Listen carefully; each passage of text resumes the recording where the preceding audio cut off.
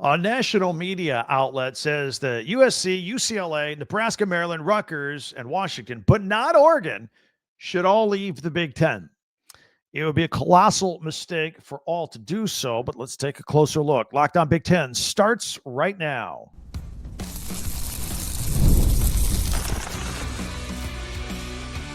You are Locked On Big Ten, your daily podcast on the Big Ten Conference. Part of the Locked On Podcast Network, your team every day. Welcome to Locked On Big Ten. I'm Craig Shemon, part of the Locked On Podcast Network, now the #1 sports podcast network. Thanks for making us your first listen each and every day. We're free and available wherever you get your podcasts and on YouTube, part of the Locked On Podcast Network, your team every day.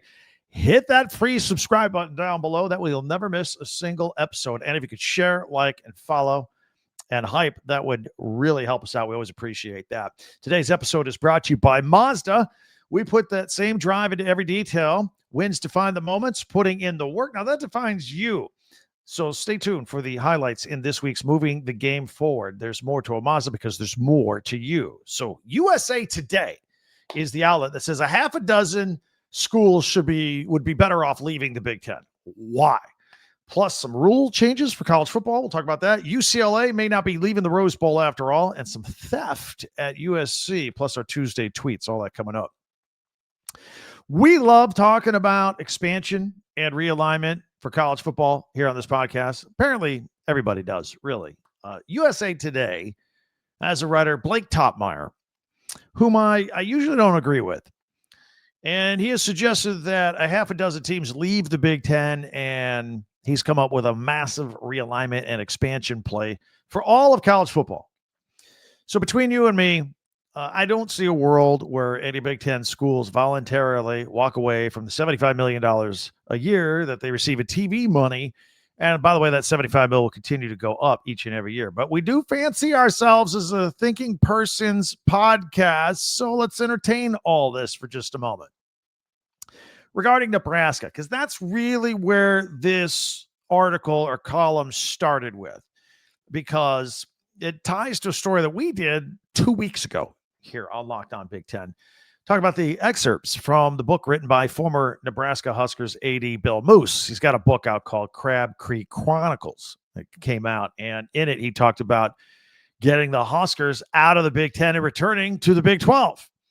He wrote that Big 12 commissioner Bob Bowlesby at the time was very favorable toward the idea, and they were working behind the scenes to make that happen. It's dumb ideas like that make it clear to me why Moose is no longer the athletic director in Lincoln. But USA Today's Topmeyer, who I find generally to be anti-Big Ten, not in a Paul Feinbaum way, but still, nevertheless, he thinks that Moose was right. And Nebraska would be in a better fit with the old Big 8, now Big 12 rivals. Sure, maybe they'd win a few more football games over there, but they lose a lot of money in the deal. And the USA Today piece also asked the reader to take money out of the equation for all the schools and conferences and lists the realignment and expansion deals that he would unwind and send these teams back to where they came from. All right. I mean, it's not realistic in today's day and age, but let's do it. It's impossible to eliminate money from the equation because college football is all about the money right now. I mean, it's why we have West Coast teams in the Atlantic Coast Conference. It's why we have West Coast, East Coast, and Midwest teams in the Big Ten. Just wait till the Big Ten starts annexing the Deep South, because that's happening someday. But we'll play along. We'll have some fun. We like a good hypothetical just as much as the next guy, so let's do this. So would Nebraska win more games in the Big 12? Probably, yeah. But as Matt Rule heads into year 4, it's a big year for his program. He's got to show improvement. He's been showing improvement, but it's been incremental and it's been agonizingly slow for Nebraska Husker fan. But nevertheless, there's been some improvement each year. But now he has to avoid a setback in the Big Ten, and he's got to do it without a surprise quarterback, Dylan Raiola, who hit the transfer portal just to be a backup at Oregon. This article also suggests the return to the old Big East, like realign to the old days when it included Rutgers. It says Rutgers needs to go over there. it still makes no sense to him that a team from Piscataway, New Jersey is in the Big Ten. Actually, a lot of people still wonder that from time to time, actually quite frequently. But a couple of weeks ago, we tackled the topic of Rutgers and how long they can survive in the Big Ten, as the athletic department has lost $500 million since joining the Big Ten. And that's with all the Big Ten money coming in. But from a competitive standpoint, look, I don't know if Rutgers can ever crack the upper tier of the Big Ten. Maybe, they'd win a lot more games if they go over into the Big East again. But then again, think about this. A lot of us never thought Indiana would be competitive in the upper tier of the Big Ten. And here we are. Look, I've always said this. I've always been very supportive of Greg Schiano and Rutgers. Greg Schiano, as long as he's there, I think they can survive. I think they can be very respectable while he's there. I've said time and time again, he's the perfect coach for that school, and that's the perfect school for him. If he ever leaves, and he will retire someday, I think that could lead to some lean times at Rutgers. Regarding the Maryland Terps, according to this USA Today column, it suggests shipping them back to the ACC. They might be more comfortable there in basketball. Look, I still think back to 2002. I'm an Indiana grad. Indiana lost to Maryland out of the ACC in the national championship in Atlanta in 2002. So they have history there, but something's got to give in football too. And they might be more comfy in a top-heavy ACC than in the Big Ten. The Terps right now, as they currently are situated, they're the king of the non-conference schedule. They go to start out 4-0. I think they've got the longest non-conference winning streak in college football. Then they open Big Ten play, and they lose a lot, almost all of them. So money's been a big problem at Maryland regarding name, image, and likeness. They have a new athletic director now. They got a new basketball coach. I hear there's been a larger commitment financially to the athletic department recently. So we'll see. And we'll also see if Mike Loxley could get some momentum going with that football program. Now, Topmeyer suggests that the Terps start talks with the ACC, just like Nebraska did under athletic director Moose, trying to go back to the Big 12. One more interesting note from this USA Today piece. With all the proposed changes that this author seems to like, he's got Oregon remaining in the Big Ten. That's interesting. Not for geographical reasons, but because football-wise, they seem to be able to hang. They're up there at the top of the Big Ten.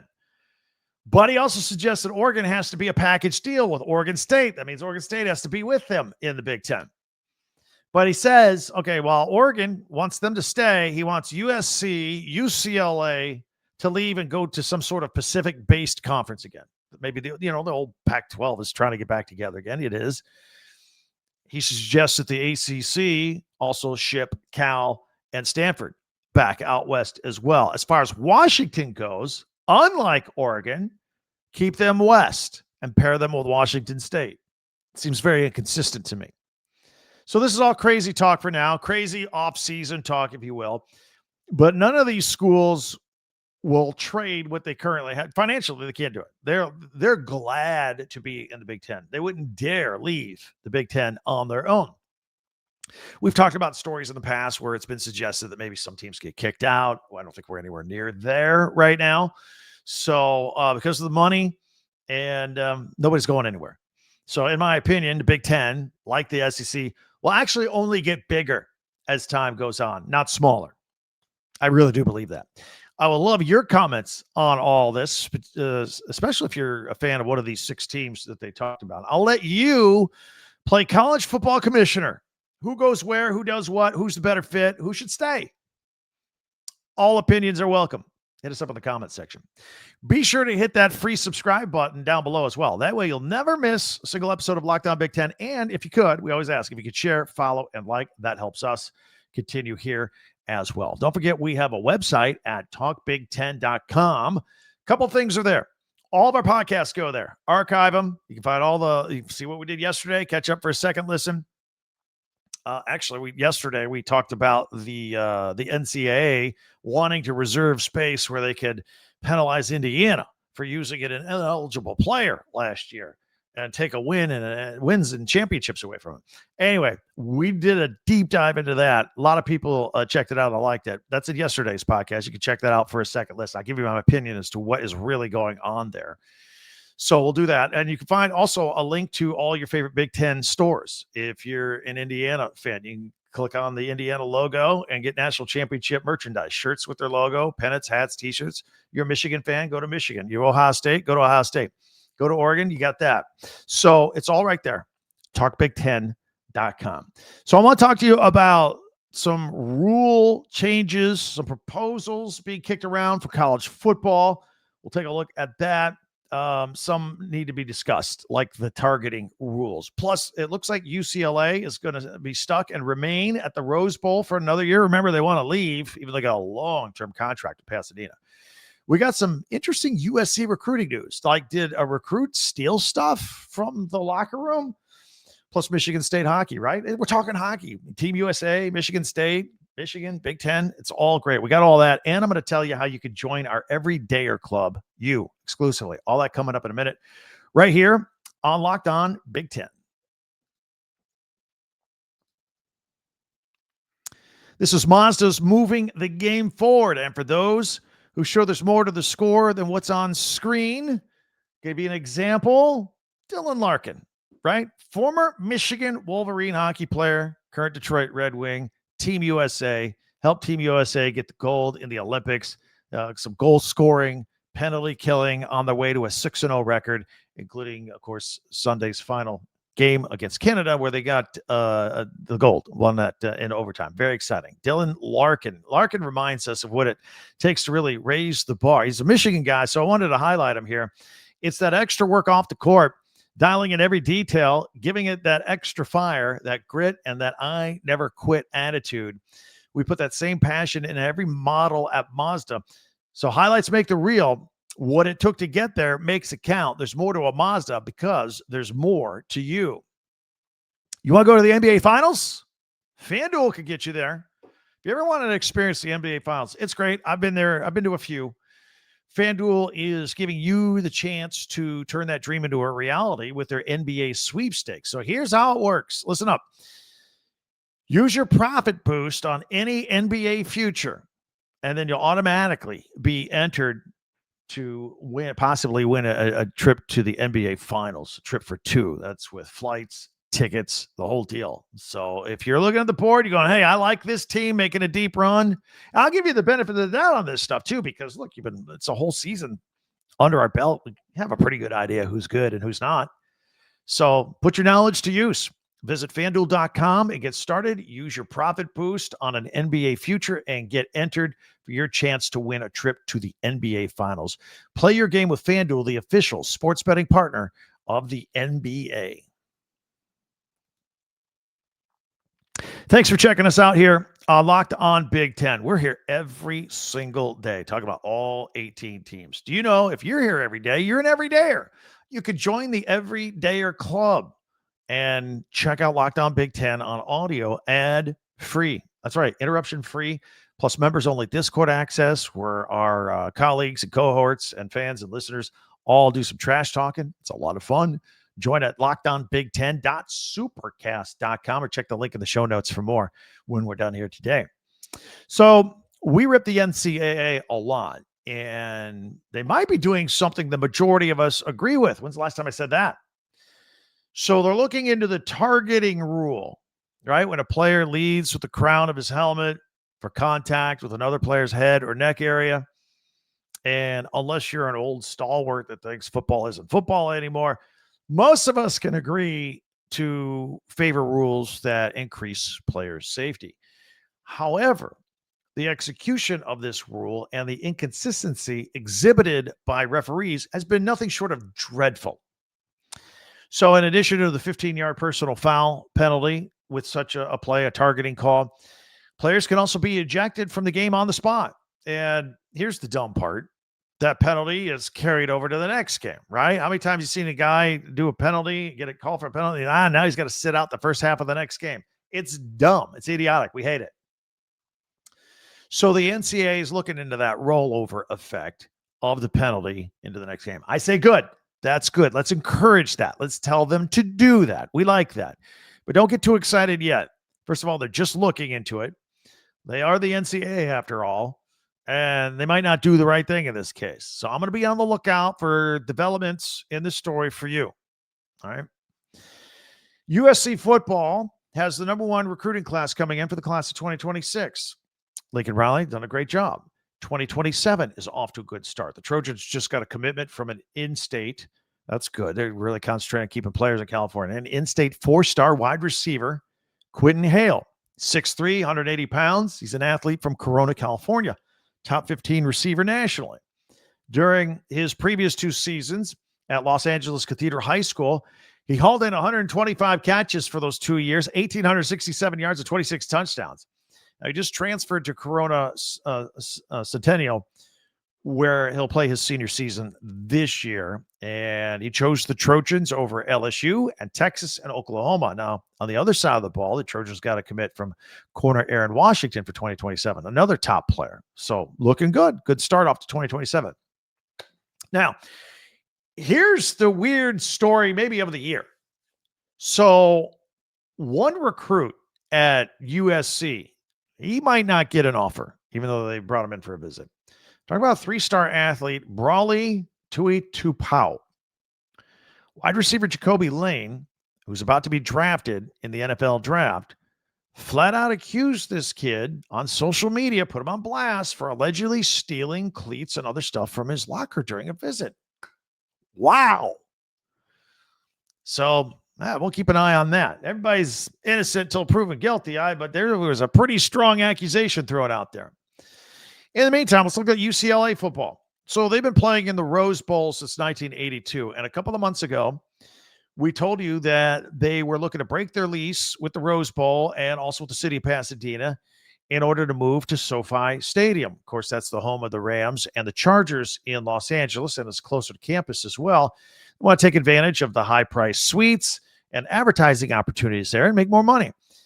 The school's being sued by the City of Pasadena and also the Rose Bowl Operating Committee to enforce the existing lease that actually runs till 2044. Whew. You thought the ACC TV deal was long to 2036. This goes to 2044. So breaking that contract could cost UCLA $60 to $80 million. Both sides actually are going to appear in court on Friday. And with that litigation still going on and the I's aren't dotted and the T's aren't crossed, it means UCLA will play at least one more year at the Rose Bowl here in 2026. And, of course, it's an exciting time for the Bruins. They're playing under first-year head coach Bob Chesney, but he inherits a team that, look, UCLA only averaged 37,000 fans per game last year at the Rose Bowl. SoFi is 12 miles from campus, while the Rose Bowl is 26 miles away. If you've ever lived in LA like I have, or if you visited, the difference between 12 miles and 26 miles, it's a big deal with traffic around there. And the Bruins have home dates this year with San Diego State, Purdue, Wisconsin, Michigan State, Nevada, Illinois, and USC. Now, following all the Olympic hockey, the gold medal, Team USA over Canada, there's been a lot of attention on hockey, obviously. And naturally, we look toward exciting Big Ten hockey. Michigan State has a chance to be the conference's first three-peat Big Ten regular season champion since the Gophers ripped off 4 straight titles from 2013 to 2017. Michigan and Michigan State, they've been neck and neck in the standings and on top of the national rankings as well all season long. Currently, the Spartans have a 2-point lead in the Big Ten standings over the Wolverines. Got 2 big series left with Ohio State and Minnesota. Meanwhile, Michigan has series with Wisconsin and Minnesota still left on their schedule. It looks like this one's going down to the wire. Big Ten men's basketball got 4 games on the slate tonight on Tuesday night. Washington is at Rutgers, making the trip across the country, 6:30 Eastern, 3:30 Pacific. If you're back at Washington, want to check that out on the Big Ten Network. Northwestern is at Indiana. Look, Indiana looked like they were starting to heat up, and now they're slumping. Couple of big losses, Illinois, Purdue. They're sitting at 17-10 here in late February. I think they're back on the bubble. They're back on the bubble. They need this win against Northwestern at the very least. The game will be on at 7 o'clock tonight Eastern on FS1. And Minnesota is at Michigan. Of course, Minnesota coming off a 19-point win over Rutgers, where Cade Tyson made 7 3-pointers and scored 27 points. Minnesota is thin. They've been banged up. They got injuries. They're down to like a six-man rotation. Michigan, of course, coming off their nationally televised game Saturday night against Duke, in which they lost, but they're still sitting at 25-2. Also, in yesterday's podcast, I talked about this game. If you want to check it out for a second, listen in some detail. I still think Michigan's okay. I think this could be a learning experience instead of a season ender if these two were to meet in the postseason. That game tonight, Minnesota and Michigan, 8:30 Eastern on the Big Ten Network. And USC is at UCLA. Both teams bring in 18-9 records. Of course, both teams coming off games against Illinois, where Illinois destroyed USC by 36 points, but then beat UCLA in overtime. That's at 11 o'clock Eastern tonight, 8 o'clock Pacific on FS1. Kind of noticed it's not quite a trend yet, but if teams go out west and do the 1-2 punch with USC and UCLA, Big Ten teams seem to have more trouble with the second game, regardless of who they play. I don't know. They get the fatigue catches up with them or something. Just a theory I have, something worth exploring.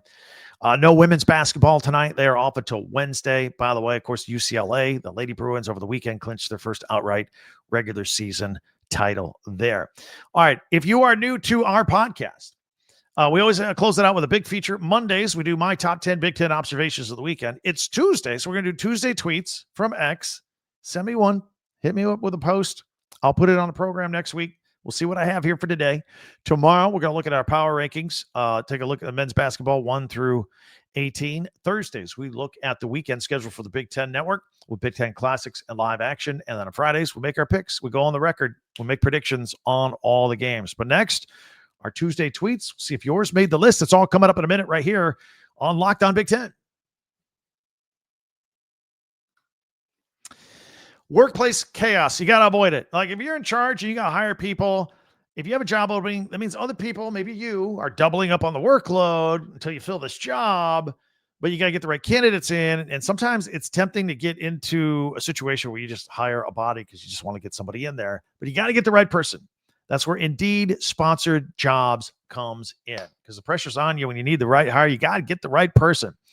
So Indeed sponsored jobs helps you reach the people who actually fit what you're looking for. Skills, experience, location.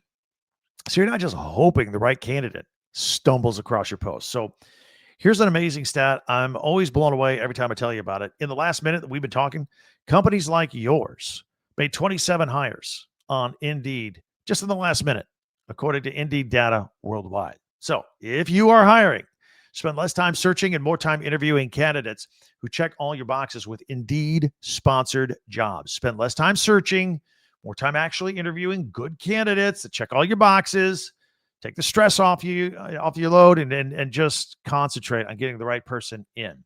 So help you cut through all the chaos. And that is a job for Indeed sponsored jobs. Listeners of this podcast, viewers of this podcast, will get a $75 sponsored job credit to help get your job the premium status it deserves at Indeed.com/podcast. Go to Indeed.com/podcast right now and support this show by saying you heard about Indeed right here on Locked On Big Ten. Indeed.com/podcast. Terms and conditions apply. Need to hire? This is a job for Indeed sponsored jobs. Thank you for checking us out here on Locked On Big Ten. Time now for our daily feature. It is Tuesday Tweets. I'm going to put it on the screen. If you're audio only, Spotify, Apple, wherever you get your podcast, no problem. Won't let you feel left out. We're just going to put them on the screen here. Describe the picture and what's up. This one is from at Blue by 90, a Michigan site. And that is a picture of Jack Hughes with a Michigan hat on. Of course, Jack Hughes scored the game-winning goal for Team USA hockey. The family's from Michigan. His brother went to Michigan. He was actually, Jack Hughes was actually born in Orlando, but the family moved to Michigan. So I think there are, 6 players on that hockey team that have either University of Michigan or Michigan ties. A couple more Olympians from Minnesota I noticed on there. So the Big Ten was well represented with the gold medal hockey game on Sunday.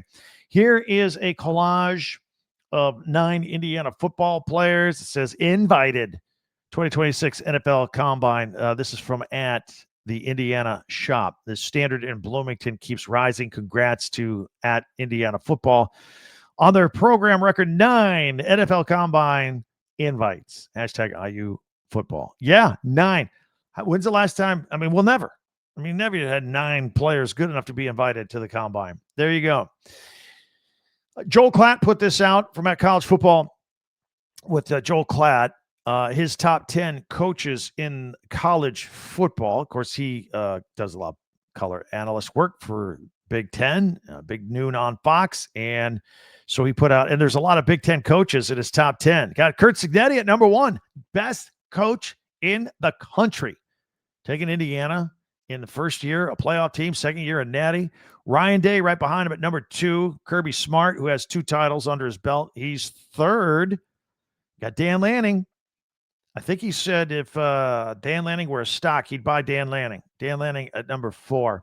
See Marcus Freeman at Notre Dame. Coming in at number 7, Kyle Whittingham. Hadn't coached a game yet for Michigan, but his reputation before at Utah precedes him as well. So by the Lane train coming in number 10, the caboose. Lane Kiffin at LSU, number 10. Here is from the Buckeye Nut breaking news. I could have gone with any number of tweets on this today. Ross Bjork, the AD at Ohio State, confirming that defensive coordinator Matt Patricia at Ohio State have agreed to a new contract. So he's coming back. A big move for the program heading into the next season. There's a picture of Matt Patricia with the Ohio State hat, putting the headphones on. I don't see the pen. Yep. The pencil's in the ear. There it is. That's official. That's an official picture.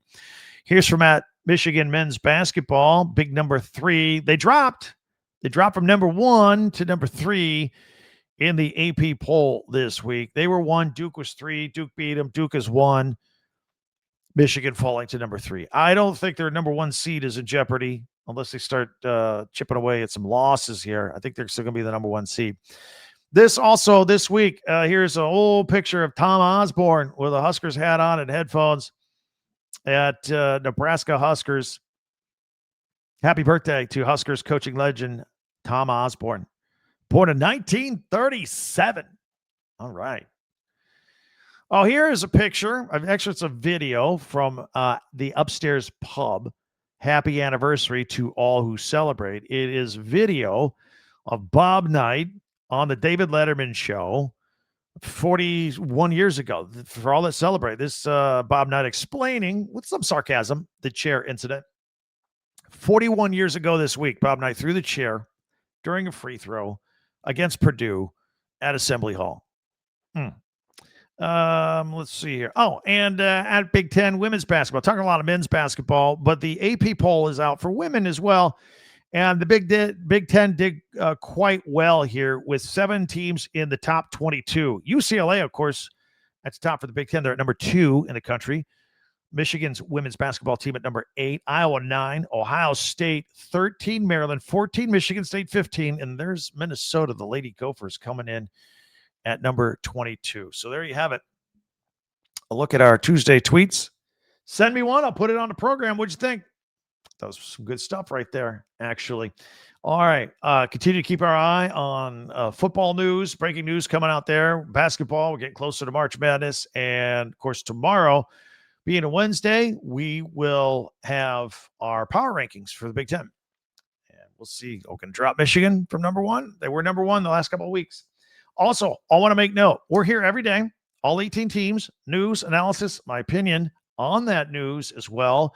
Plus, if you're a Big Ten fan, you probably are if you've checked this out. I know you know other Big Ten people. We always ask you to find somebody. You know somebody, a brother, a sister, a former roommate, a friend. I know you know other Big Ten people. Let them know we're here. Either word of mouth or hit that little share arrow and send us their way. Now, this podcast is always free. It's always free. You can hit that free subscribe button. That would be fantastic. That way you'll never miss a single episode on required information. It's always free. We also have for you everydayers. If you want to step it up a notch, you can join the Everydayer Club. It's $5 a month.